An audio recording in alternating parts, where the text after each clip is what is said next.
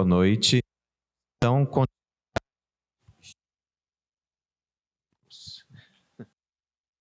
continuidade, então, à próxima conferência. Uma brevíssima apresentação. Tereza do Nascimento é docente na Universidade da Madeira, doutorou-se pela Universidade de Coimbra com a tese O Diálogo na Literatura Portuguesa, Renascimento e Maneirismo, pelo que vi, uma tese aprovada com distinção e louvor. É pesquisadora do Centro Interuniversitário de Estudos Camonianos, onde coordena a linha de investigação referente à edição dos comentários de Camões. Resultado deste campo de investigação é a obra de 2014, intitulada Os Lusíadas, de Luís de Camões, comentados por Dom Marcos de São Lourenço. Em 2022, se integrou a comissão organizadora do colóquio Um Dia de Camões, em comemoração aos 450 anos de Os Lusíadas, na Universidade Federal Fluminense, campus de Gragoatá. Além da recepção crítica da obra de Camões, suas publicações também abrangem literatura de viagem e literatura em diálogo, dentre outros. Professor, estamos ansiosos por ouvi-la. Muito obrigada. Agradeço a vossa presença em primeiro lugar, sendo uma hora tão tardia. Agradeço o privilégio de estar. Também a experiência, tenho de confessar, de fazer uma conferência porque nunca tinha feito. E a experiência tanto mais agradável quanto posso contar com este público a uma hora como esta. E para falar de um tema que talvez por isso a hora seja mais propícia. Eu acho que foi isso que ditou a escolha. Não me tinha lembrado, mas entretanto julgo ser isso. Ora bem, falando das minhas motivações para este campo de investigação. Efetivamente, eu doutorei-me sobre o diálogo. Trabalhei o diálogo desde 1532, à altura da publicação de Rópica.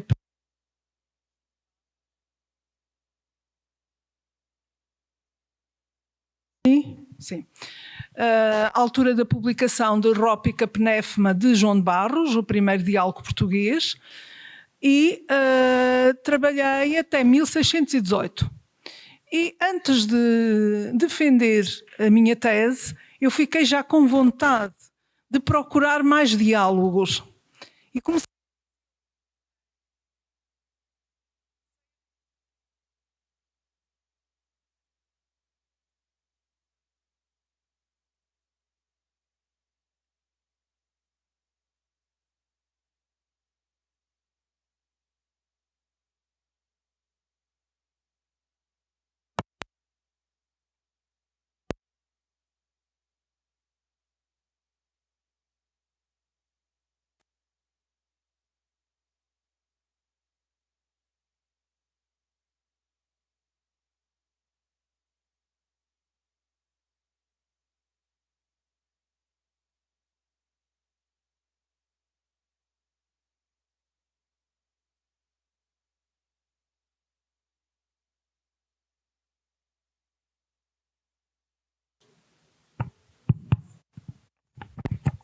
Obrigada. Dizia eu então que eu queria saber se o diálogo tinha continuidade na literatura portuguesa, qual era a sua fortuna ao longo dos séculos.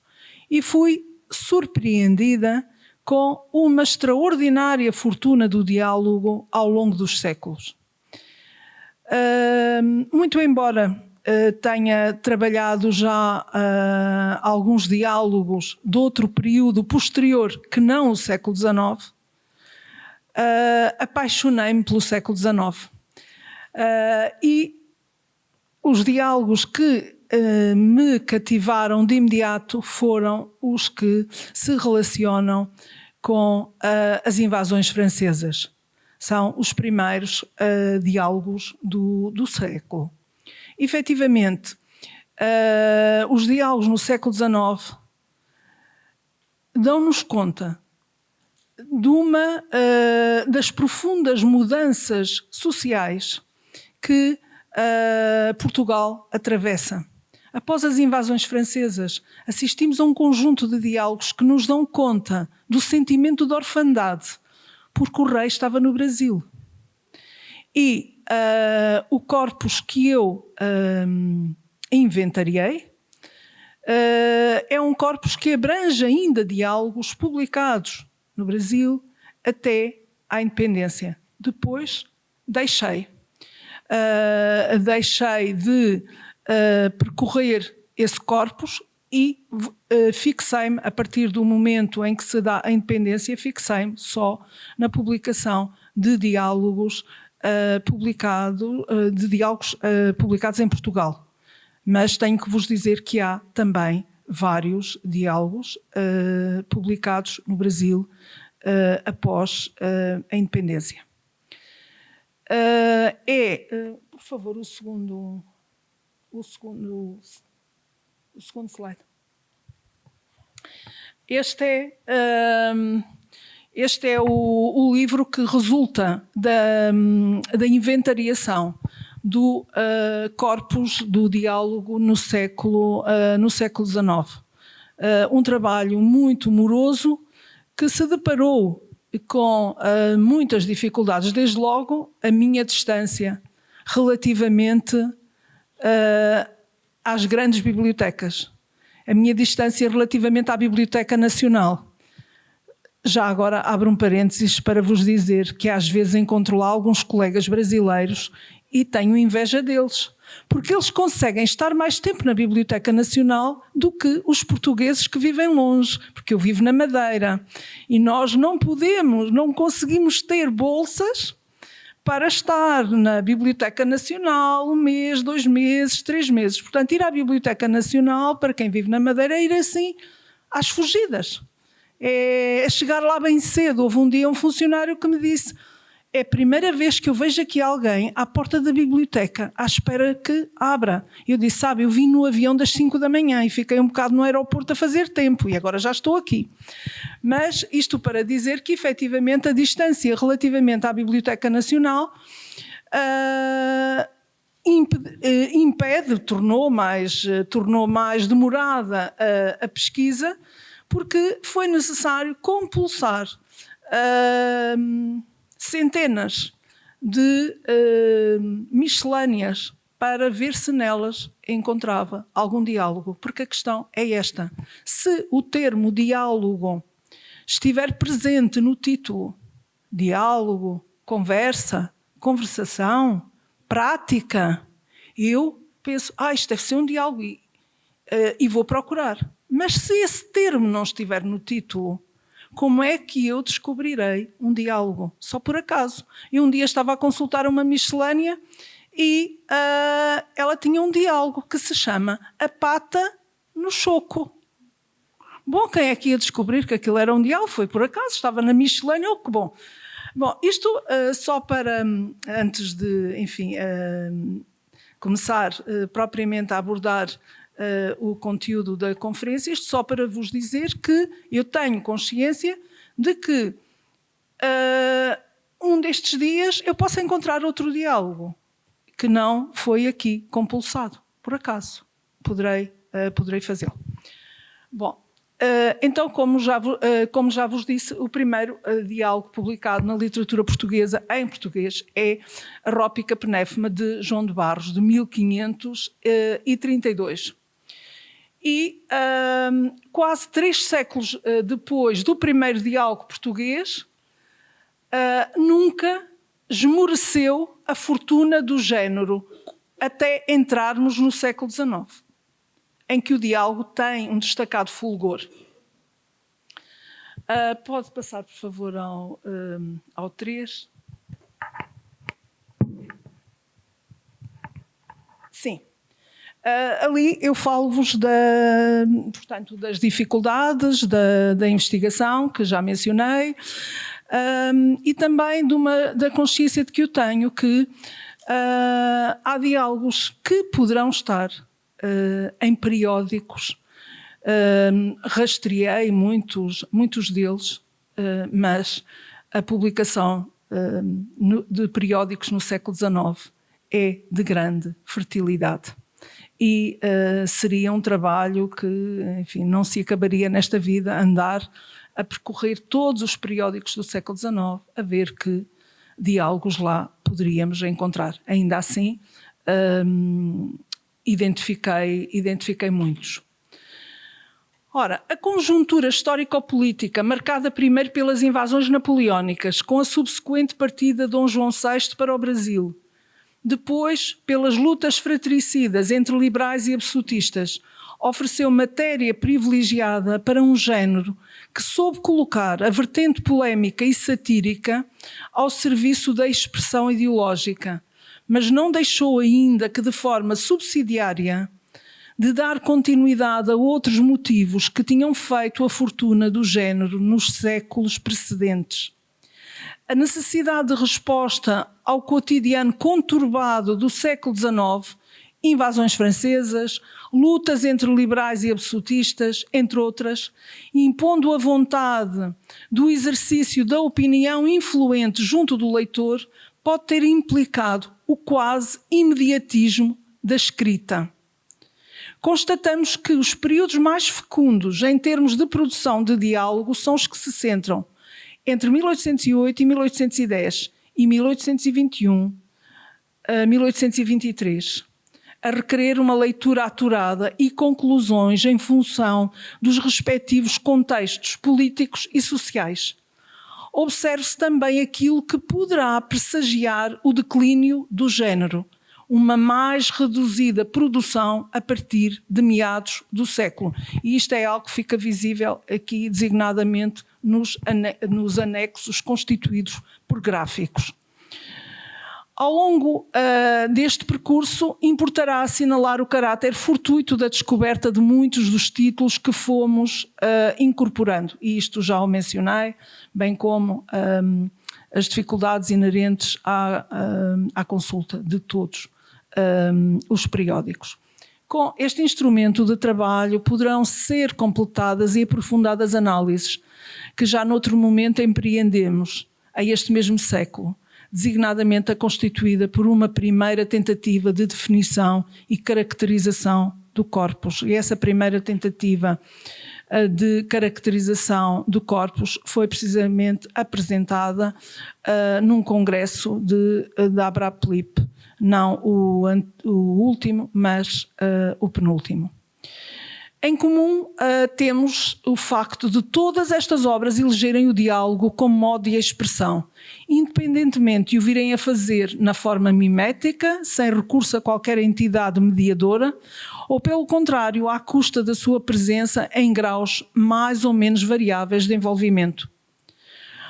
A escolha do diálogo como campo de pesquisa e de trabalho terá sempre como entrave o da falibilidade da inventariação, a que também já me referi e dou como exemplo um outro diálogo intitulado de um polígrafo do século XIX, José Daniel Rodrigues da Costa, diálogo esse que se intitula Hospital do Mundo. Um número indeterminado de textos corre assim o risco de ficar de fora, até que, por acaso, os venhamos a encontrar. A análise do corpus dialógico oitocentista permite evidenciar a coexistência de dois regimes de representação distintos, mas interdependentes. Por um lado, verifica-se uma clara ancoragem no real, assegurada pela mobilização de interlocutores dotados de referencialidade histórica e facilmente reconhecíveis, sejam eles contemporâneos ou provenientes de outros momentos da história.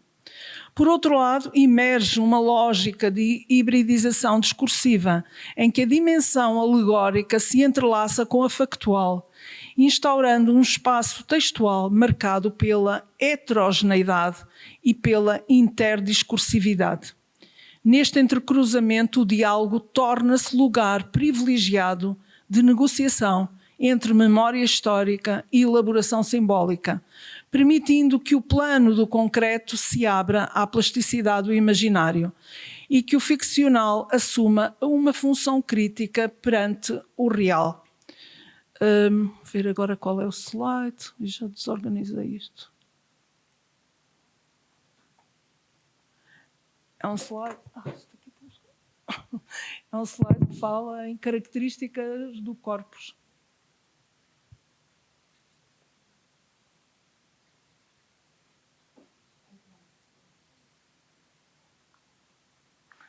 Não só espero não perder o meu texto no meio destas janelas abertas.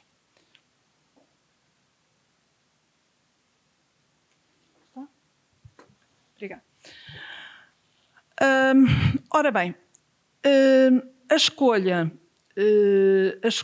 do corpus em análise e em reflexão para esta conferência surge do facto de encontrar uma certa coerência entre este tipo de personagens. Diabos, mortos e semi-mortos. Ora, para a primeira situação, a dos diabos, sirvam-nos de exemplos os diálogos do ciclo napoleónico, em que alguns dos protagonistas das invasões francesas, como Loison, Massena e Bonaparte, vão dialogando à vez com o diabo, que não tem sempre este nome. À vez é Diabo, Lucifer, Barras, etc. Não diferindo muito os motivos nem o conteúdo destes diálogos. Em 1808, um diálogo intitulado A Perfídia ou Política Infernal, um parênteses para vos dizer que a maior parte destes diálogos são anónimos, vai no sentido de demonstrar a inépcia de Napoleão em muitos dos seus cometimentos, tendo ficado aquém das expectativas de Lúcifer. Mas, como o seu anfitrião demonstrará, o imperador pensou sobretudo nele e no seu proveito, secundarizando os próprios franceses. Inglaterra, Espanha e Portugal, com particular destaque para este último, apresentam-se invencíveis. Nova Minerva, diz o diabo, firme nos desígnios do milagre de Ourique, e no governo que, na ausência do rei, saberá tomar as devidas providências, respaldado por um exército de heróis que tudo arrostará em nome da honra e da defesa da pátria, e nem a narrativa dos esforços e das promessas para ludibriar Portugal resultaram em vitória. É porque Bonaparte chega ao desplante de prometer, como ele diz, prometer aos portugueses o seguinte: prometi-lhe novos Camõezinhos. E foi então que eles perderam o seu disfarce e soltaram os diques a um riso imprudente. Velhacos, eles não ignoravam que a repartição dos talentos não cabia na esfera da minha inculcada omnipotência. Um olho de menos, diziam os atrevidos, desterro, naufrágio, pobreza e hospital. Nisto nos pode ele fazer imitar Camões, talentos, tomar-os ele para si e para os seus irmãos. Relutantemente, Bonaparte terá de aceitar a derrota na terra, como nos infernos. O castigo infernal será o de para sempre viver corroído pelos próprios remorsos. Aferrolhado no inferno, o monstro não mais verá a luz do dia. E é isso que diz o próprio diabo. Alvíceras, ó raça humana, o monstro horrendo dá o último urro e será aferrolhado de maneira que jamais o veja à luz do dia. Amém. De 1809 é a jornada de Bonaparte para o inferno. Um outro título. A associação demoníaca assume neste diálogo uma forma contratual. Lúcifer pretende denunciar o contrato celebrado com Bonaparte. Ele que demonstra agora como cumpriu os seus desígnios de se igualar ao Tamerlão, aos romanos. Ele que confirma os seus intentos de chegar à Lua, começando parodisticamente por descer aos infernos e aí reunindo os seus exércitos. Corrupção, subornos, favorecimentos pessoais, têm sido esses os caminhos de Bonaparte. Reparem, denunciados pelo próprio Lúcifer. E nem mesmo perante as suas promessas de novas atrocidades, como sejam as da mortandade a infligir em menos de 6 meses a toda a Europa, Lúcifer quererá celebrar um novo contrato com ele. Outro melhor fará aquilo que faz este Napoleão. E o contrato terá, pois, outro celebrante que não o imperador. O diálogo funciona como uma espécie de autodecondenação de Napoleão, onde ele mesmo se incrimina ao tentar justificar os seus atos. O autor usa o artifício da confissão para expor as contradições do poder e a falência moral do Império Francês. A Confissão de Napoleão, outro título, conhece 2 edições, uma em 1809 e outra em 1811. O diálogo tem início com a apresentação de Napoleão às portas do inferno, onde oscila entre o receio do julgamento que o espera e a confiança nos feitos que considera justificarem o seu percurso. O diabo, previamente advertido por Barras, reconhece-o como aliado, uma vez que Napoleão, com as suas campanhas militares, lhe teria proporcionado um vasto número de almas. Segue-se então uma narrativa em tom de confissão, na qual o imperador passa em revista a sua trajetória, da condição de simples oficial, ascende a chefe supremo, evocando os episódios da Revolução Francesa e as sucessivas campanhas em Itália, no Egito, na Alemanha, na Rússia, bem como na Península Ibérica, com destaque para Portugal. A ironia constitui o núcleo discursivo do texto. As atrocidades cometidas são apresentadas por Napoleão como se de serviços prestados ao diabo se tratasse, configurando uma inversão axiológica que reforça a crítica do autor. O desenlace acentua a dimensão satírica do diálogo, ao mostrar o diabo a rejeitar, protegê-lo, declarando que a aventura do imperador chegou ao fim e que as nações já haviam sido suficientemente castigadas. A alegoria cumpriu assim a sua função moralizante. De 1811, ainda, um outro diálogo, um dos poucos deste período que é assinado, mas com iniciais, MVM, que não conseguimos identificar, intitula-se O Anjo do Novo Cunho. Introduz uma outra personagem que não tinha surgido até aqui, Macena, instado a sacudir a sua letargia. Ele, a quem o diabo intitula de Anjo da Glória Territorial de Bonaparte. Ainda assim, é desta vez o diabo que, de início, contrariando o que é usual nos outros diálogos, em que se faz ouvinte de narrações dos seus interlocutores, a transmitir a Macena os pensamentos de Bonaparte sobre a atuação do Marechal, designadamente os temores sobre o uso que poderia vir a fazer das joias que amealhara em Portugal, ele que Bonaparte designa como o mestre da rapina. No restante, o diálogo há de revisitar algumas das vitórias de Macena, secundadas por Bonaparte, mas o diálogo não deixa clara a retirada que estava iminente de Portugal. Portanto, estamos na terceira invasão francesa.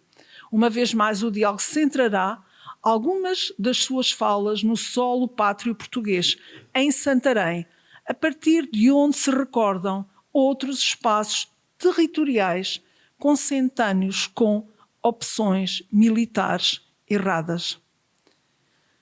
O diálogo não é conclusivo quanto ao desfecho desta invasão e de Macena, por enquanto. Afinal, estivemos perante um encontro sonhado pelo Marechal. Mas a pressagiar o seu destino último, ficaram em si as marcas do calor infernal do abraço trocado. Com MVM, o autor anterior, de novo, é o cenário da terceira invasão francesa que ocorre ao diálogo. Pode passar para outro, faz favor. Que ocorre ao diálogo. Mas é também por via deste autor que nos voltamos agora para o arquétipo do género do diálogo dos mortos, que tanta fortuna conheceu na literatura francesa do século XVII, por exemplo, trazendo a Portugal, em pleno século XIX, o modelo lucianesco. No diálogo entre dois mortos ou entretenimento entre dois soldados que morreram na Batalha do Bussaco, um inglês e outro francês, eis perante nós, dialogando, dois soldados mortos e enterrados, um ao lado do outro, após perecerem. Situação inverosímil que o diálogo tenta resolver, socorrendo-se de mecanismos suscetíveis de o credibilizar junto do leitor. Desde logo, a indicação peritextual, em lugar destacado, a fazer o seu aparecimento após o título, insistindo no, e cito, acontecimento verdadeiríssimo, achado o manuscrito no campo que abandonou Macena quando partiu para Santarém, por um militar que os esteve escuitando. Depois é o próprio francês, que, estabelecendo a diferença relativamente à ficção dos diálogos de Luciano, diz: porém, nós estamos realmente comunicando um com o outro. E vai consolidar outros propósitos de verosimilhança suportada pela localização espaciotemporal e pela caracterização que as personagens levam a cabo de si próprias.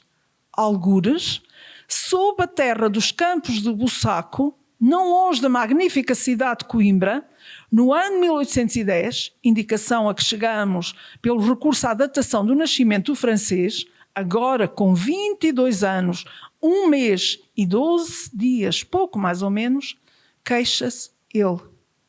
O magano que nos enterrou não podia achar pior terreno. Tudo são calhaus e pouca terra por cima. Os primeiros fazem-me doer os ossos. E a segunda, se alguém passa por cima, logo sinto um incómodo terrível. Não é inusitada no panorama do diálogo português a nomeação das personagens feita através do recurso à indicação da sua nacionalidade. O processo foi comum em Frei Heitor Pinto ou em Pedro de Maris, sem que, contudo, fosse lícito extrair dele consequências de caráter ideológico, salvo as decorrentes da convivialidade humanista. No diálogo entre dois mortos, contudo, a escolha de um francês e de um inglês para interlocutores é forçosamente significativa do antagonismo político que os divide, embora o francês, que demonstra possuir alguma lucidez na apreciação da política do seu país, bem como nos alicerces ideológicos e religiosos que a suportam, acaba por ser uma das vítimas do sistema. Educado na religião católica, foi com profundo pesar que se viu forçado a abandoná-la, afirmando que negar a existência de Deus, a imortalidade da alma, o juízo final, as penas e os benefícios é um delírio da razão estragada. E no início do diálogo segundo é a mesma personagem que, depois de lamentar as irreparáveis perdas e as feridas sangrentas da terra, surge a clamar: e será porventura este o século do saber e dos iluminados, malditos doutores, pérfidos cabalistas? Isso não obstará a que o francês continue a acreditar nas vitórias do imperador, nos seus projetos megalómanos de domínio do mundo, na prodigalização de favores atestados, na multiplicação de ducados e monarquias. 55 monarcas estão já nomeados para a África. A futura marquesa da Etiópia, ex-taberneira, credora de uma dívida antiga de Napoleão, tem viagem aprazada em balão aerostático, conforme relatado no excurso burlesco do diálogo. Por entre a seriedade que anima as reflexões dos interlocutores, há contudo alguns momentos em que o diálogo parece resvalar para o lado grotesco. Assim aconteceu com o episódio que anteriormente mencionávamos, mas também com a desmistificação dos alegados planos de Napoleão de fazer Macena alcançar pela Pérsia as possessões que os ingleses detinham na Ásia. O inglês, que afirma saber o seu bocadinho de geografia, predisposto a demonstrar essa impossibilidade através da observação atenta e morosa do tempo que demorariam 2 piolhos, a que o interlocutor chamou de viajantes, que é a intertextualidade, com o piolho viajante, a percorrer essa distância traçada em mapas de papel. 27 dias, 4 horas e tantos minutos. Demoraram os piolhos. Como conseguiria Macena se de um percurso verdadeiro se tratasse? Fica confirmada no dizer do inglês a impraticabilidade do projeto, mas também, a nosso ver, o irrisório propósito épico comprovado com a ajuda de insetos desprovidos de qualquer nobreza. O futuro para Napoleão antevê o inglês funesto. A sustentar tal previsão poderá estar, lembramos, a evocação que já ele fizera anteriormente no diálogo de sucessivas derrotas sofridas pelos exércitos franceses em Portugal. Ainda sem ter arrefecido a refrega, mesmo por cima dos seus corpos está a Batalha do Bussaco a prová-lo. Uma segunda Batalha de Canas, de onde fogem, contudo, os generais derrotados. Uma mensagem de esperança, afinal, aquela que é deixada neste diálogo. Portugal, à semelhança de outras nações europeias, é vítima da prepotência e da sede desmedida de poder por parte de Napoleão e luta com as armas que tem ao seu alcance.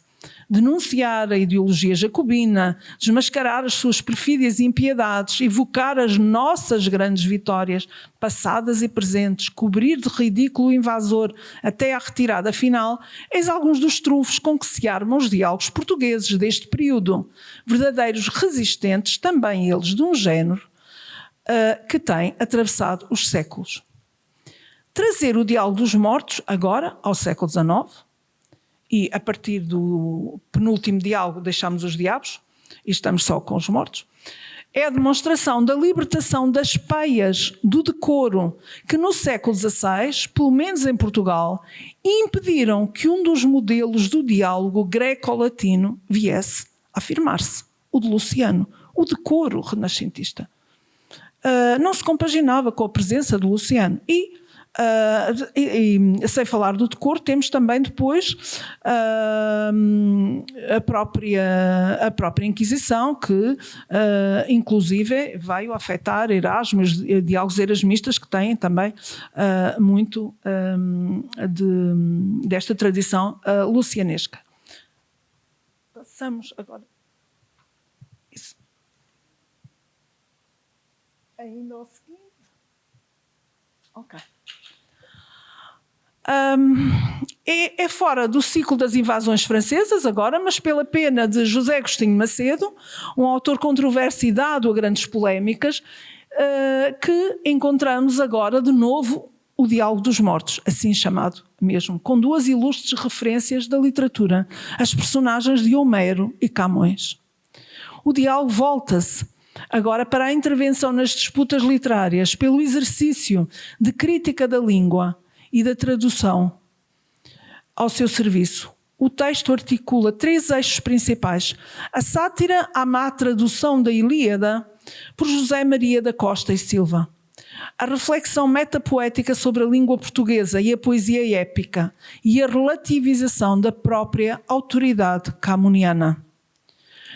Não esqueçamos que Agostinho Macedo foi um severo crítico da epopeia camoniana e que, mesmo não sendo Camões o visado no diálogo, de forma subtil, o texto carreará algumas das objeções que, entretanto, já haviam vindo a público e que agora ecoam pela voz de Homero.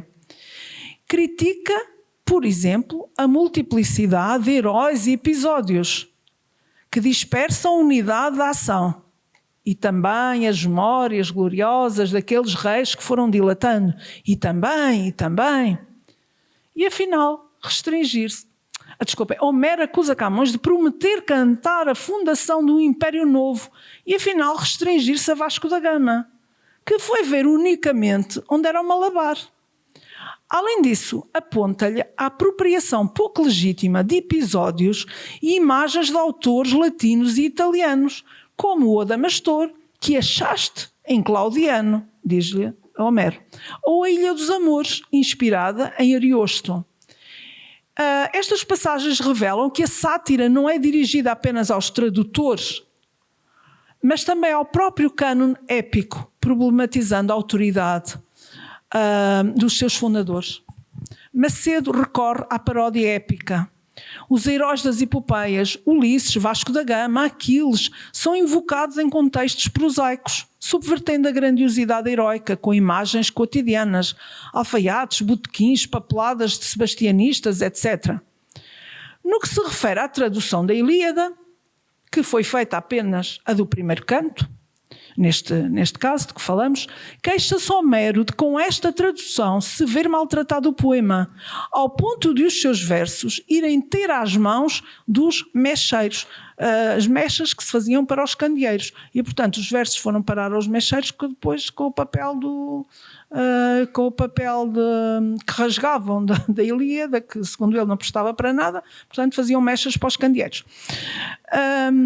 Sendo agora convertidos em mera matéria descartável. Camões, assumindo o papel de juiz da língua portuguesa, desmonta uma a uma as falhas gramaticais e estilísticas da tradução de Costa e Silva, apontando-os enjambados, que é a tradução do enjambement, os enjambés, e empernados versos brancos, porque a tradução foi feita em verso branco, e denunciando impropriedades vocabulares, como conjetor, em vez de conjecturador, ou o plebeísmo de semi-arranca como expressão poética. Esta minúcia crítica combina erudição filológica e comicidade burlesca, ao aproximar o sublime épico da linguagem das tabernas, gerando um efeito carnavalesco que ridiculariza os tradutores ineptos. Além disso, o diálogo reflete criticamente sobre a língua portuguesa e as suas possibilidades poéticas. Camões defende a necessidade da rima para sustentar a cadência do verso em português, dado que, ao contrário do latim, a nossa língua não distingue com clareza sílabas longas e breves. Sem a magia da rima na língua portuguesa, ficam lânguidos, todos frouxos, vazios. A crítica ao verso solto é tanto estética quanto moral. Facilita a proliferação de falsos poetas. Em podendo serzir 11 sílabas, julga-se o homem poeta.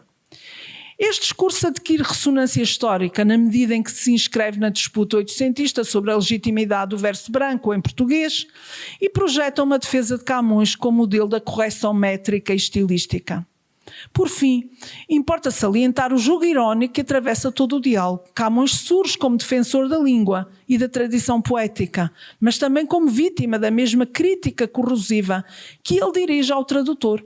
Homero acusa-o de terminar os cantos com choradeiras e sermões intempestivos e de ter empalmado versos e episódios de outros autores.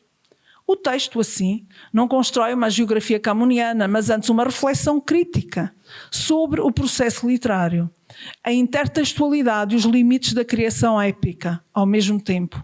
Ao reduzir Homero e Camões a personagens jocosas, envolvidas em quesílias de botequim, o autor problematiza a própria ideia de cânon e da intocabilidade dos grandes poetas. Conclui-se, portanto, que o Diálogo dos Mortos é simultaneamente sátira, tratado crítico e exercício de relativização do épico. O texto ataca o tradutor inepto, defende a dignidade da língua portuguesa, mas não deixa de ironizar a própria epopeia camoniana, colocando Homero e Camões em pé de igualdade no terreno da falibilidade. Através deste jogo, o autor critica os vícios do seu tempo literário e abre espaço para uma reflexão mais ampla sobre a tradição épica e os perigos da vaidade autoral.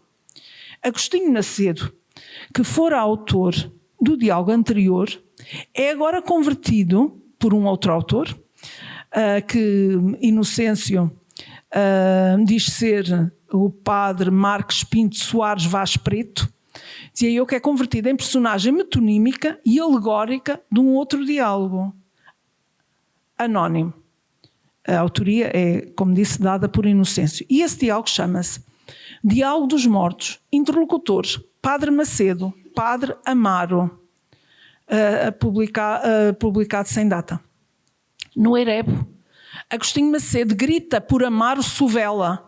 em cujo nome encontramos as ressonâncias do último dos periódicos portugueses criado em Londres antes da Revolução Liberal. De seu nome, O Padre Amaro, ou Suvela Política, Histórica e Literária, publicado entre janeiro de 1820 e maio de 1826, numa coleção de 12 volumes, continuada pelo apêndice ao Padre Amaro. Este periódico teve como redator Joaquim Ferreira de Freitas, antigo colaborador das forças francesas. O Padre Macedo e o Padre Amaro, Suvela, conversam no além sobre os erros, paixões e escritos que marcaram as suas vidas. Ambos mortos, libertos das paixões terrenas, discutem criticamente os vivos e os acontecimentos políticos. O Padre Macedo surge como figura atormentada, reconhecendo ter servido a causa miguelista e escrito panfletos em defesa de Dom Miguel. Não obstante a autoconfissão, ainda nele vê Amaro Suvela a propensão para a cólera e ironia da qual deveria ter-se já desvestido. O Padre Amaro Suvela parece mais resignado, confessa erros, mas gaba-se de ao menos não ter sido lacaio do usurpador. Representa um liberal satírico, crítico tanto dos miguelistas como dos liberais, excessivos e incoerentes. O texto reflete o contexto da Guerra Civil Portuguesa, ocorrida entre 1828 e 1834, que contrapõe miguelistas e liberais. Satiriza também a produção panfletária dos imigrados portugueses, especialmente os chamados memoriais, provavelmente dirigidos em apoio a Dona Maria II, acusando-os de pedantismo, incoerência e excesso de citações eruditas. Tácito, Benjamin Constant, Chateaubriand, denuncia a divisão interna dos liberais, mais preocupados com lutas pessoais e cargos do que com a causa comum. Mostra também como os escritores liberais, ao atacarem-se mutuamente, acabavam por favorecer Dom Miguel. Mas põe a nu uma questão importante. Escrevia-se por dinheiro. Os diretores de jornais, estes que aqui dialogam depois de modos, precisavam de sobreviver e, portanto, escreviam para agradar a quem melhor lhes pagasse.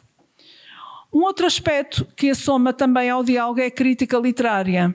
A ironia não poupa obras e estilos de escrita, incluindo o uso excessivo de citações e pedantismo por parte de alguns autores. O diálogo satiriza os escritores da época, chamados de peras. Não consegui perceber porquê. Ainda tenho que fazer uma melhor pesquisa. Que são descritos como incoerentes nas suas opiniões políticas e literárias, criticados pela sua falta de profundidade e por usarem argumentos frágeis para promover as suas ideias. Uma nota de curiosidade, o Padre Amaro pergunta ao Padre Macedo se porventura no caminho que fez no inferno para o encontrar, porque ele andava à procura deste Amaro Suvela, pergunta-lhe se terá visto Camões e se lhe terá pedido desculpa das críticas que lhe fez, mas pelos vistos eles não se encontraram. Ora, um outro diálogo, ainda dos mortos, é o que põe em diálogo a alma do Conde de Rio Pardo e da Condessa da Lourinhã. É um curto diálogo publicado no Chaveco Liberal, que tem como redator José Ferreira Borges, Almeida Garrett e Paulo Midozzi. E é um periódico de 1829. O Conde surge como uma figura caricatural do aristocrata miguelista, defensor do absolutismo, mas simultaneamente frívolo e ignorante. A sua fala combina pompa verbal e inconsistência argumentativa, revelando a crítica liberal à nobreza que apoiava Dom Miguel. A Condessa, por sua vez, é uma interlocutora astuta e contraditória. O seu discurso mistura vaidade, mundanismo e interesse próprio, expondo tanto a superficialidade social quanto a cumplicidade do feminino aristocrático com a política absolutista. O contraste entre ambos é menos de confronto que de conivência caricata. Juntos formam um retrato ridículo de uma classe dirigente corrupta e decadente. O texto recorre à ironia dialógica. A troca de falas não visa desenvolver raciocínios consistentes, mas a expor incongruências e ridicularizar os interlocutores. Através do exagero e da repetição de lugares comuns, a sátira desmonta a credibilidade do discurso miguelista. O riso é arma política. A presença de um cenário aristocrático, condessa e conde, reforça a crítica social. E a decadência moral da nobreza é apresentada como correlato do usurpador. O diálogo reflete, pois, a guerra de propaganda entre miguelistas e liberais. O chaveco liberal mina simbolicamente a legitimidade da aristocracia absolutista. O diálogo entre a condessa e o conde funciona como um espelho deformante da sociedade absolutista. Revela a superficialidade, a vaidade e a falta de princípios de uma aristocracia cúmplice do usurpador. O jornal recorre a este expediente literário para reforçar a sua mensagem liberal, usando a sátira como forma de deslegitimação política. A terminar quase, uma breve menção ao diálogo dos semi-mortos, hoje defuntos. É um diálogo publicado num outro periódico, o Português, o Mercúrio político, comercial e literário. Enquadrado no contexto da insurreição do Porto, por parte de um grupo de rebeldes, requer-se a reunião precipitada de um conjunto de figuras da época, a saber, o Conde da Feira, Marquês de Borba, desembarcador António Gomes, que entra ao som da marcha de enterro, e isto é premonitório, como veremos, o Conde Peniche, o Patriarca, o Conde Palmela e Gomes Ribeiro, imputando a culpa dos desmandos ocorridos no Porto às doutrinas jacobinas dos redatores em Inglaterra e dos pedreiros livres, os intervenientes discorrerão de forma circunstancial sobre as razões que os reúnem ou que justificam a ausência nesta reunião de outros, por motivos prosaicos, uma doença, porque teve de acompanhar a mulher, etc. De forma parodística e como uma das medidas para evitar a disseminação de pensamentos livres, o encerramento da Universidade de Coimbra poderia ser uma medida eficaz a preconizar. Mais comedida, uma das personagens recomendaria que nela apenas permanecesse a teologia. E o Conde da Feira que se mande fechar, diz ele, a Universidade de Coimbra para a filosofia. Imprescindível, segundo outro, serão contudo. E será por isso a Universidade. Para quê? Para o ensino dos cânones e leis. Segundo Gomes Ribeiro, porque o seu estudo seria sempre necessário para justificar o cadafalso em circunstâncias como as presentes, as da insurreição. Mais importante do que a superficialidade, para não dizer leviandade das propostas, importarão as afirmações do narrador, que procede a breve introdução do diálogo, chamando a esta reunião a da Inquisição, e fazendo-nos perceber estar iminente a morte política destes atores e do sistema que representam o de profundis. Daí o título do diálogo, Semi-mortos, logo defuntos, porque é um regime político que está a chegar ao fim. Eu tenho uns... voltar... Desculpe, aos primeiros.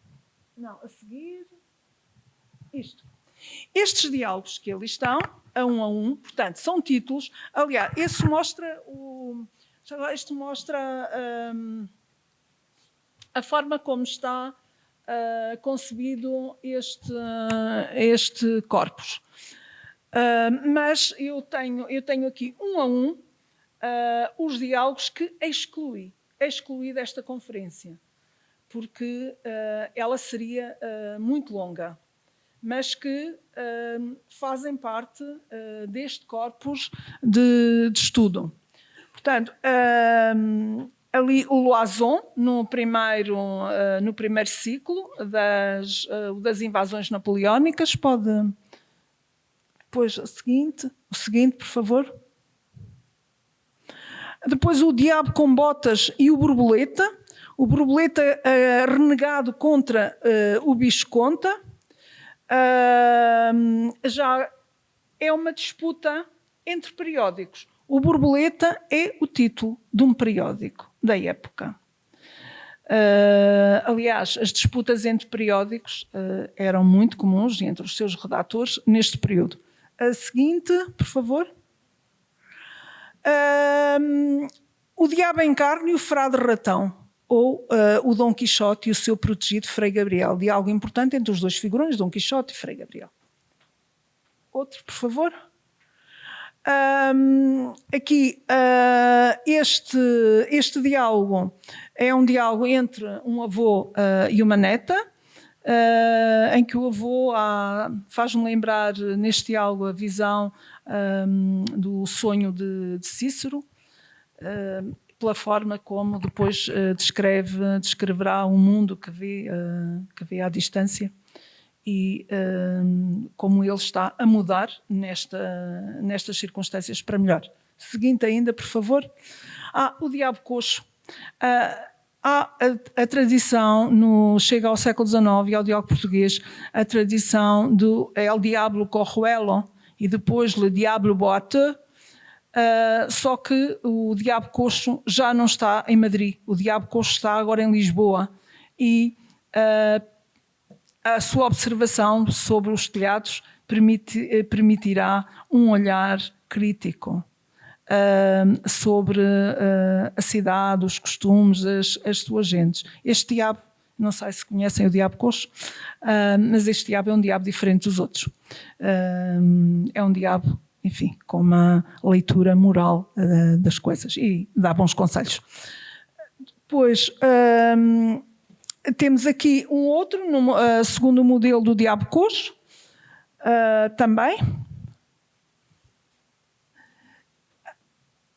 O Diabo e o Sebastianista, portanto, as questões e as crenças sebastianistas estavam muito ainda em efervescência no século XIX. E ali temos um diálogo que o prova mais. Não sei se tem mais algum. Não tem mais nenhum? Acabou? Pronto, então foram estes os diálogos que ficaram de fora. Ficaram de fora, mas depois integrarão o texto. Ora, conclusão. Percorrer o diálogo no século XIX revela-se para nós um desafio estimulante. Atravessámos períodos conturbados, desde o ciclo que designámos como o das invasões francesas, responsável por grande número de diálogos, para depois, já longe do perigo das invasões e com a Europa em paz, assistirmos à instabilidade política que afetou boa parte do século e na qual o periodismo teve um papel importante na difusão da palavra escrita. E muitas vezes ela foi veiculada em diálogo. Ou, pelo menos, pela sua simulação, fazendo intervir agentes políticos, sociais e culturais da época. Neste particular, uma palavra especial para José Agostinho de Macedo, uma figura controversa do século XIX, que se envolveu em várias polémicas, fossem elas de caráter religioso, social ou político. Mas outras vezes, como vimos, o diálogo surge pela pena de figuras anónimas, mas que ainda assim quiseram dar testemunho das mutações e das intranquilidades que o século lhe ia trazendo. Muito obrigada pela vossa paciência. Paciência e atenção. Paciência e atenção. nós começamos com um pouquinho de atraso. Dá para ter um chorinho de uns 5 minutos, caso alguém queira fazer alguma pergunta, dialogar com a professora? Tem um microfone extra ou esse? Então tá. Eu vou e voltar. Quem levantou a mão? Ah, tá. Sim. Pergunta que eu quero fazer para a professora, assim, é mais assim, se tem alguma base de dados digital ou na internet que a gente possa acessar esses textos, porque aqui no Brasil a gente tem a base da hemeroteca digital da Biblioteca Nacional do Rio de Janeiro, que a gente pode acessar todos os periódicos, todos não, mas boa parte dos periódicos feitos desde o século XVIII. Eu gostaria de saber se tem algum lugar que a gente pode acessar esses textos que foram publicados na imprensa periódica, se a Biblioteca Nacional de Lisboa tem um site, ou o site da Torre do Tombo. É mais nesse sentido.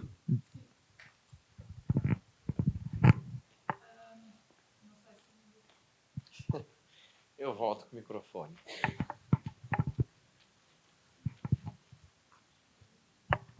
Daqui a algum tempo, eu vou dar autorização para este livro ficar acessível na Universidade de Coimbra.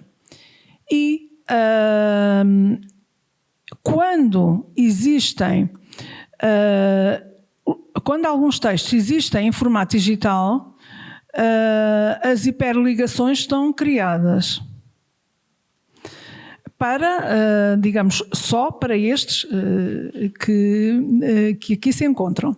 Onde é que, já agora posso dizer, os que estão digitalizados, onde é que os encontrei? Alguns na Biblioteca Nacional. Eu não estou a falar de periódicos, eu estou a falar do diálogo propriamente dito. Alguns na Biblioteca Nacional, outros na Biblioteca do Exército, outros na Biblioteca Oliveira Lima, que é, portanto, de um benemérito brasileiro. E que sempre me responderam com muita prontidão quando eu percebia, porque eles têm um catálogo Excel, enfim, de todo o acervo da biblioteca, e eu, quando percebia que lá estava algum diálogo, escrevia-lhes e perguntava se podiam fazer o favor de digitalizar e me enviar. Encontrei também vários diálogos em bibliotecas estrangeiras, portanto, como vocês puderam, aliás, vocês têm ali existências, por exemplo, Biblioteca Nacional de Portugal, aquela já não me lembro o que é, as siglas estão explicadas no início, mas quando está depois um sublinhado em baixo é que a hiperligação permite aceder ao texto. Quanto aos periódicos, também alguns, já agora, alguns eu encontrei também em bases de dados vossas, que não são muito fáceis de consultar, e houve uma altura em que desapareceram, não sei porquê, e eu já tinha criado hiperligações, mas quando tentava abri-las já não existia. Cheguei a contactar a BND, acho que não, BN, do Brasil. Cheguei a contactar por e-mail mais do que uma vez e estamos com problema, não sei o quê, não sei se agora já estão online. Mas foi assim por tentativa. Depois nós temos uma hemeroteca da Câmara Municipal de Lisboa, que é, não sei se já alguma vez consultou. A hemeroteca da Câmara Municipal de Lisboa é muito ágil. Permite a consulta por ordem alfabética, por título, permite forma de pesquisa, etc. O problema é que é muito incompleta. Mas em termos de agilidade na consulta é melhor do que aquilo que a Biblioteca Nacional de Portugal tem. E depois vou por tentativas. A minha tentativa é sempre assim, escrever no Google o título mais PURL. Se estiver digitalizado pela Biblioteca Nacional, vai abrir, vai aparecer. Se não, não aparece. É assim, é tentativa e erro. Professora, nessas buscas você não se deparou com algum texto que chamou a atenção, mas infelizmente por conta da qualidade da imagem, acabou ficando de fora da pesquisa. Eu digo isso porque em muitos periódicos nem sempre a gente encontra com uma qualidade mesmo de leitura. Eu uso óculos desde os 7 anos, mas acho que a minha dificuldade, estou a falar sério, acho que a minha dificuldade agudizou, não, ou melhor, a minha dificuldade visual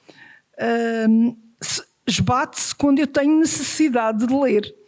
E efetivamente temos textos que às vezes por exemplo, o Diabo Coxo está digitalizado. Há muitos textos também que estão no Google Books, como sabemos. E às vezes é o burrão que lá está. É preciso fazer algum exercício. Mas normalmente os textos que encontrei são textos legíveis. Não, a dificuldade não é a falta de legibilidade, não. E depois há um grande trabalho de digitalização a fazer, designadamente pela Biblioteca Nacional. Eu não sei, penso, ou melhor, não sei, mas penso que a Biblioteca Nacional vai ter verbas daquilo que nós chamamos, são verbas europeias, que é o Plano de como é que é? PRR de Resolução e Resiliência. Não é resolução, o primeiro R é uma sigla. É uma sigla que se refere a milhões para colmatar necessidades em vários campos. E houve instituições que não usaram, porque não tiveram quem fizesse essa candidatura. Por exemplo, a Biblioteca da Ajuda, que tem um acervo excepcional, não teve quem fizesse candidatura ao PRR. E já agora, digo-vos também, estes não sei se fizeram ou não fizeram, a biblioteca do Palácio Nacional de Mafra não tem um catálogo online. É isto. Portanto, e eu não sei o que é necessário para a passagem do microfilme ao digital, mas deve haver quilómetros de microfilmes na Biblioteca Nacional. Eu não sei quando é que alguma vez passarão a ser digitalizados. Portanto, a vida do investigador é difícil. Ainda mais vivendo na Madeira, como já disse.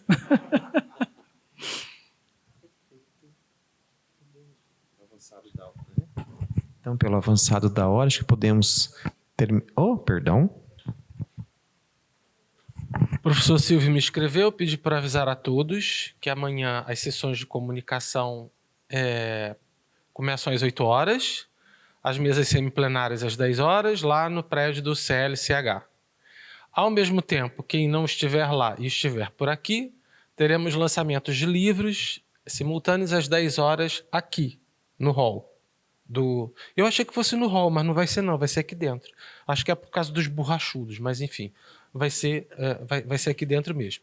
Tá? Então, uma ótima noite para todos. Em nome da presidência da associação, agradeço a todos. Professora Tereza Nascimento, obrigado pela aula espetacular. Professora Dilson, muito obrigado. A todos, uma ótima noite, um bom descanso e até amanhã, se Deus quiser.